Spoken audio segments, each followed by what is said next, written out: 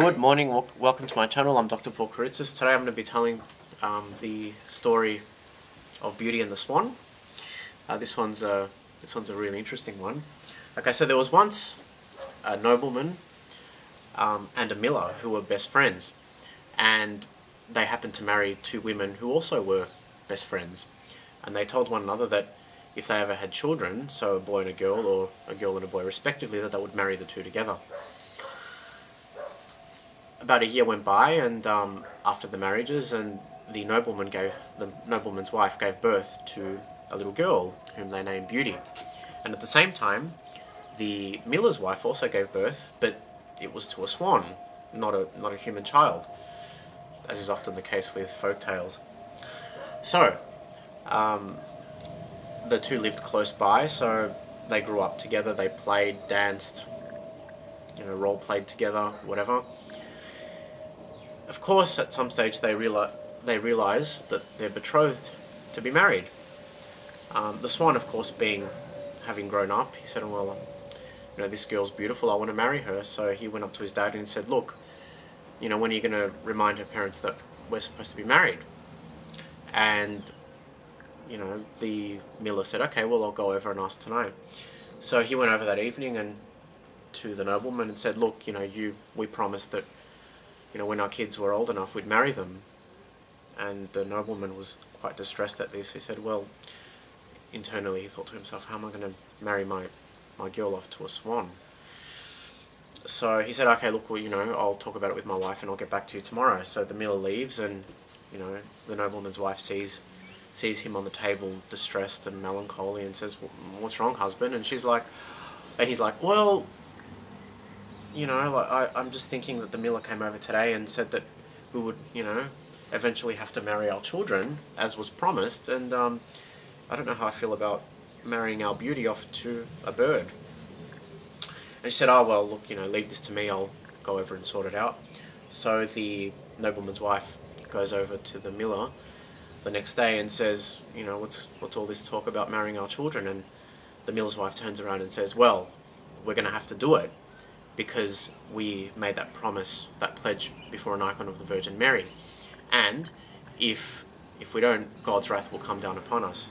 So the nobleman's wife goes back to the nobleman and says, look, husband, we're going to have to do this.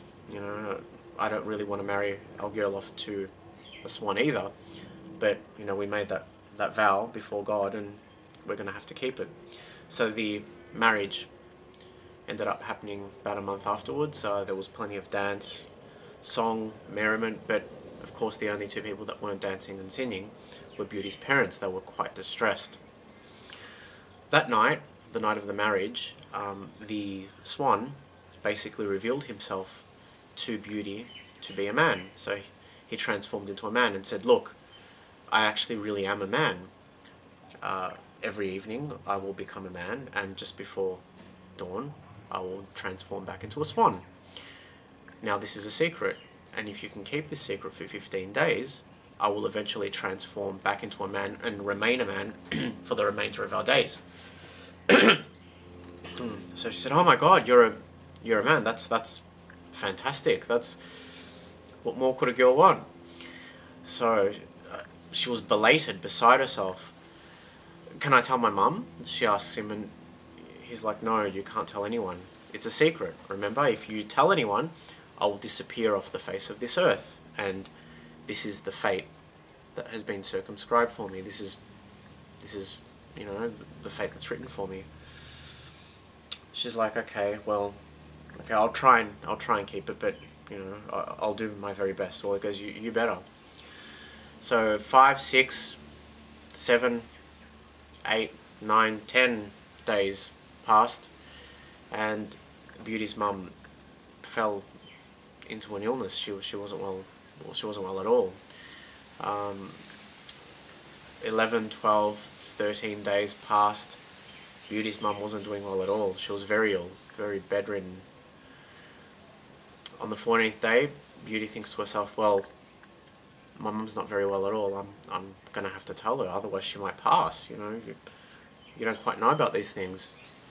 So she bends down to where her mother was sleeping, or resting, and says to her, "Look, Mum, you know, the swan that I married isn't really a swan. He's a man. He revealed himself as a man 14 nights ago when we married."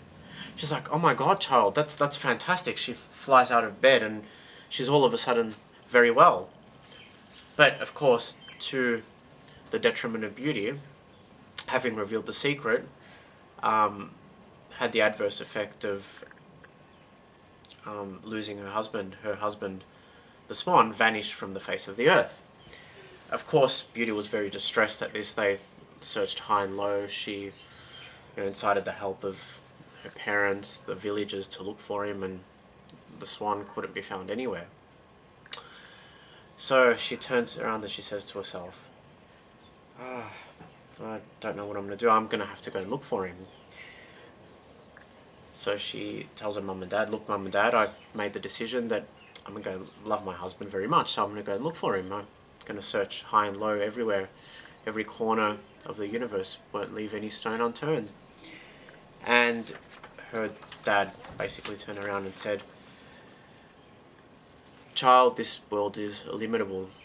How are you going to find him? You can't even hope to encounter him again by chance. Stay here. We don't want to lose you as well." And she said, "No, I'm gonna go."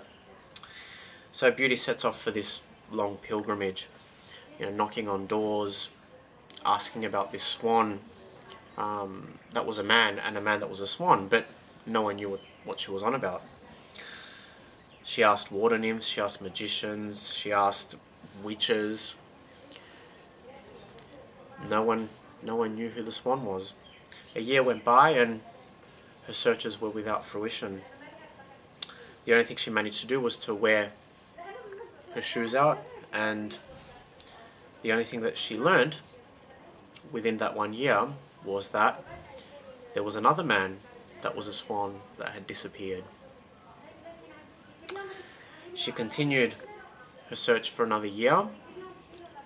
She wore out her iron shod shoes and she wasted a bit more money, and she found that there was yet another man that was a swan that had disappeared.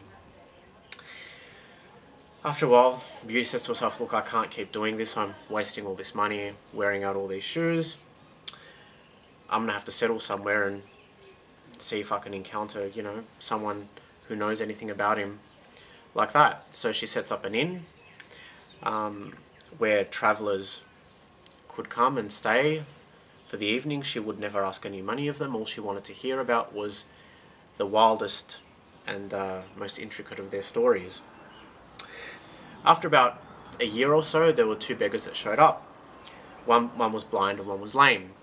She invited them in and said to them, "You can stay here for free, but I want you to tell me the wildest story that you've ever heard." And the blind man said, "Well, I've got one for you." And she said, "By all means." He said, "Yesterday when we were near this river, I basically had a crust of bread and wanted to make it, wanted to wet it, so make it a bit softer so I can eat it. And I knelt down by the river, and soaked it, but I was a bit clumsy and it fell in, and the current swept it away, and I basically ran after it. Of course, being lame, I didn't get very far. And then when I finally gave up, I realized that I was in front of this cave with a waterfall. So I decided to investigate a little further and walked towards the waterfall and realized that there was a door there. There were some steps that led to a door. I went all the way down, opened the door and walked right through. And this basically led to a bake oven. And I saw the bake oven and then looked closely and thought, "Oh, there's a wooden shovel there, baking loaves of bread all on its own."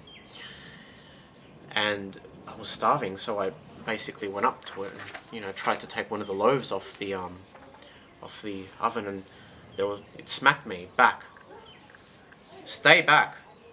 Let my masters eat first," it said to him. So I basically went a little further down, and then walked, I'd say a good 4 or 5 meters onwards, and basically came across a kitchen with many cooking pots and there was a ladle there. And again, I reached out to grab some food off the stove, and the ladle smacked me and said, "You stay back, let my masters eat first." So I decided to go on a little bit more, walked down a little bit further, and then came across this little chamber where there was a pool, there was a fireplace, there was a table that was set for three people with glasses and forks and spoons and whatever else, mind you, and there was a little river that circled the table, and I thought, wow, this looks like a beautiful little cove. So, and at that time, 3 swans swam into the stream, and so they wouldn't see me, I hid behind the door, or one of the doors. There were many doors there, and looked. And as I was looking, I saw the swans come out and step out onto the dry land. And as they stepped onto the dry land, they turned into men. And these 3 men walked over to the table. They sat down, and each took a glass of wine in his hand. And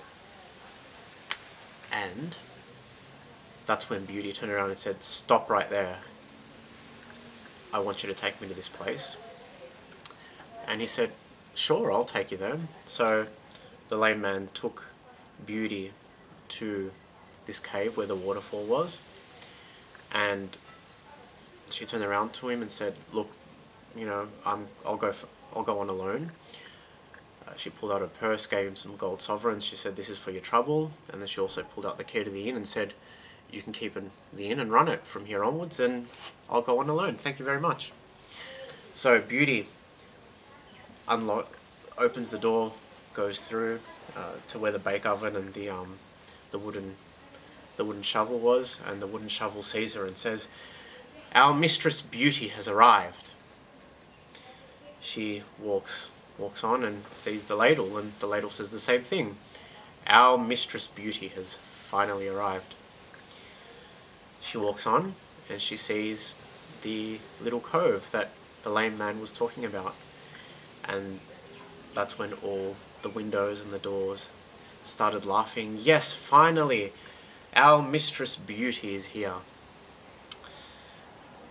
At that point, the 3 swans swim into the little cove, and she manages to hide herself before they see her. And she looks at them, and as they step on, they transform into men. She recognizes the 3rd one as her own husband, the husband that she'd lost a while ago. The 3 men proceed to walk to the table. They sit themselves down. They, pour some wine into their glasses. One of them, the first one, lifts his glass up and says, "This is to the health of my dear wife who couldn't keep our secret for 3 more days. We drink to this. Weep, windows and doors." And all the windows and doors started crying. Then the 2nd man, or basically lifted his glass up and said, "This is to the health of my wife as well, who couldn't keep our secret for more than 2 days. Weep, windows and doors." And all the windows and doors started crying. Then Beauty's husband lifted his glass up and said, "This is to the health of my dear Beauty who couldn't keep our secret for more than 1 day. Weep, windows and doors." And the windows and doors didn't weep at all. They broke out in laughter, in a cacophonous laughter. And he stood up and said, why are you not crying? You have to cry for me." And the windows and doors just laughed even louder, and the door that was laughing the loudest was the one behind which Beauty sat. And he stood up in a rage and he stormed up to it. But as he stormed up to the door flung open, and behind it was Beauty, and she fell into his arms, and they hugged and kissed, and it was a great reunion. They were both very happy. And before anything else could happen, Beauty basically, by instinct, ran up to where the wings of the swans had been dropped in the water and took them from the water and ran to the fireplace and threw them into the fireplace and burnt them. And the other two men, as well as her and husband, jumped up in the air and said, "You've saved us. We no longer have to transform into swans anymore. We're meant forever." And they were all very, very happy.